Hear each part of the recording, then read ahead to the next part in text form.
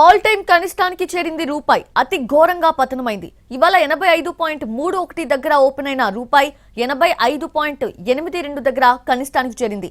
RBI జోక్యంతో కాస్త పుంజుకొని 85.52 దగ్గర ముగిసింది.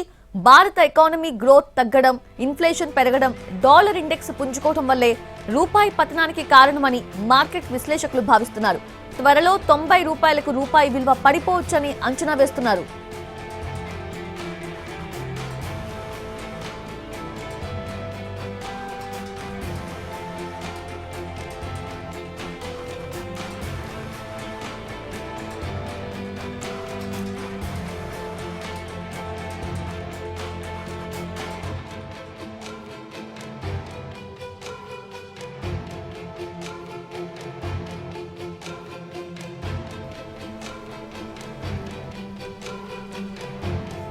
ఆల్ టైమ్ కనిష్టానికి చేరింది రూపాయి అతి ఘోరంగా పతనమైంది.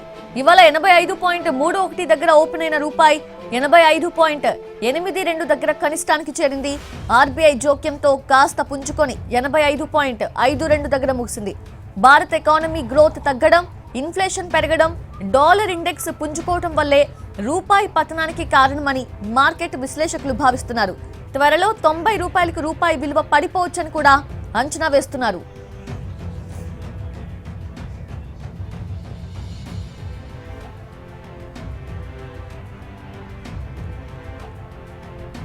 రైట్, అది మనతో పాటు మాట్లాడేందుకు సిద్ధంగా ఉన్నారు బిజినెస్ అనలిస్ట్ నాగేంద్ర సాయి గారు.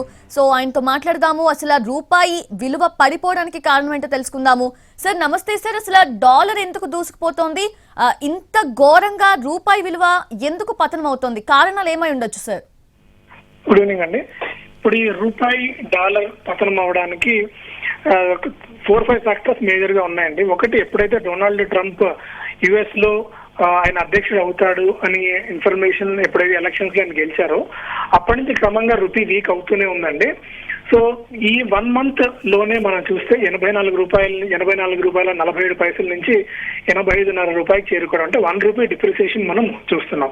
అలాగే ఒక 1 ఇయర్ డేటా మనం చూసినా కూడా ఆల్మోస్ట్ మనకి 83 రూపీ నుంచి క్రమంగా రూపీ వీక్ అవుతూనే ఉంది. సో లాస్ట్ 2 ఇయర్స్ లో కూడా బిలో 80 రూపీస్ ఉన్నది ఇప్పుడు 85 రూపీస్ దాకా కూడా మనం చూస్తున్నామండి.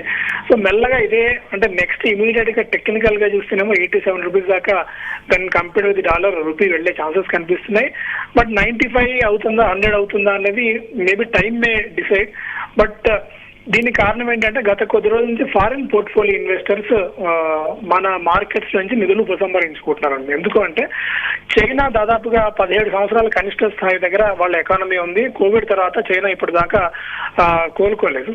సో ఈ చైనా మెల్లిమెల్లిగా లాస్ట్ కొద్ది రోజుల నుంచి కోలుకుంటూ ఉంది. ఈ కోలుకుంటూ ఉన్న తరుణంలో ఫ్లైట్ ఆఫ్ క్యాపిటల్ అంటాం, అంటే నిధులు ఇక్కడి నుంచి చైనాకి వెళ్తున్నాయి మన మార్కెట్స్ లో నుంచి.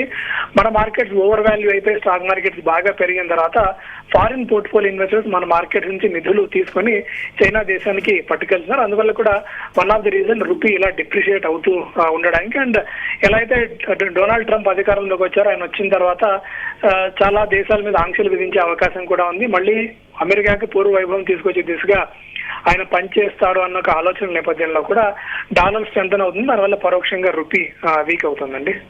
అంటే 95కి కూడా లేదంటే 100కి కూడా పతనం అవ్వచ్చు అని చెప్తున్నారు. లైక్ అంటే టైం మే డిసైడ్ అంటున్నారు కదా. సో అంటే లైక్ యాజ్ ఆఫ్ యూ చెప్పండి, how long it will take అంటారు? సో ఇది హౌ లాంగ్ అనేది మనం కొద్దిగా చెప్పడం కష్టమేనండి. ఎందుకంటే ప్రపంచవ్యాప్తంగా కూడా చాలా ఫ్యాక్టర్స్ రూపీ పతనం అవ్వడానికి, అంటే మన కరెన్సీ పతనం అవ్వడానికి ప్లే చేస్తున్నాయి. నాట్ ఓన్లీ మన కరెన్సీ, ప్రపంచవ్యాప్తంగా దాదాపుగా చాలా కరెన్సీలు గత కొద్ది రోజుల నుంచి వీక్ అవుతూనే ఉన్నాయి. ఏషియాలో మనది కొద్ది గొప్ప బెటర్ పర్ఫార్మింగ్ కరెన్సీ అని చెప్పుకోవచ్చు. అంటే when compared with other currencies ఏషియాలో మనది కాస్త డీసెంట్ గానే ఉంది. ఒకటి, క్రూడ్ ఆయిల్ ప్రైజెస్ కనుక పెరిగితే మళ్ళీ రూపీ వీక్ అయ్యే ఛాన్సెస్ ఉంటాయి. ఇంకా global factors like Russia Ukraine war ఒకటి, ఇజ్రాయెల్ వార్ ఒకటి, పరోక్షంగా గోల్డ్ ధరలు పెరగడానికి కారణం అవుతున్నాయి. గోల్డ్ ధరలు పెరుగుతూ డాలర్ కరెన్సీగా రిజర్వ్ కరెన్సీగా డాలర్ ని పెట్టుకుంటే కూడా మళ్ళీ పరోక్షంగా రూపాయి పతనం అయ్యే ఛాన్సెస్ ఉన్నాయి.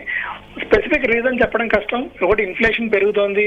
ఫిబ్రవరిలో గనక వడ్డీ రేట్లు రిజర్వ్ బ్యాంక్ ఆఫ్ ఇండియా తగ్గించకపోతే కొద్దిగా ఇబ్బంది పడే ఛాన్సెస్ కూడా ఉన్నాయి. ఎందుకంటే ఇన్ఫ్లేషన్ చాలా తీవ్రతరం అయిపోతూనే ఉంది. దాదాపు 4.5 నుంచి 6% దాకా చేరుకోవడం మనం చూస్తున్నాము. వృద్ధి రేటు కూడా కొద్దిగా మందగిస్తోంది. ఈ సెకండ్ క్వార్టర్ చాలా వీక్ జీడిపి నంబర్స్ మనం అనౌన్స్ చేసాం మన దేశం పరంగా. సో ఇలా కొన్ని ఫ్యాక్టర్స్ ఈ రూపీ మరింతగా డిప్రిషియేట్ అవ్వడానికి కారణం అవుతున్నాయి. మేబీ 95 ఎప్పుడు అవుతుంది, 100 ఎప్పుడు అవుతుంది అన్నది ఇమీడియట్ గా చెప్పడం కష్టం. It may take time. But rupee పతనం అవుతూ ఉంటే, అంటే when compared with dollar rupee పతనం అవుతుంటే మన దేశ పరపతి విలువ లేదంటే మనం క్షీణిస్తున్నాం అనేందుకు కారణం కాదండి. డాలర్ స్ట్రెంత్ అవడం వల్ల మనం రూపీ వీక్ అవుతున్నాం. రైట్ నాగేంద్ర సాయి గారు, thank you so much for the valuable analysis. Thank you.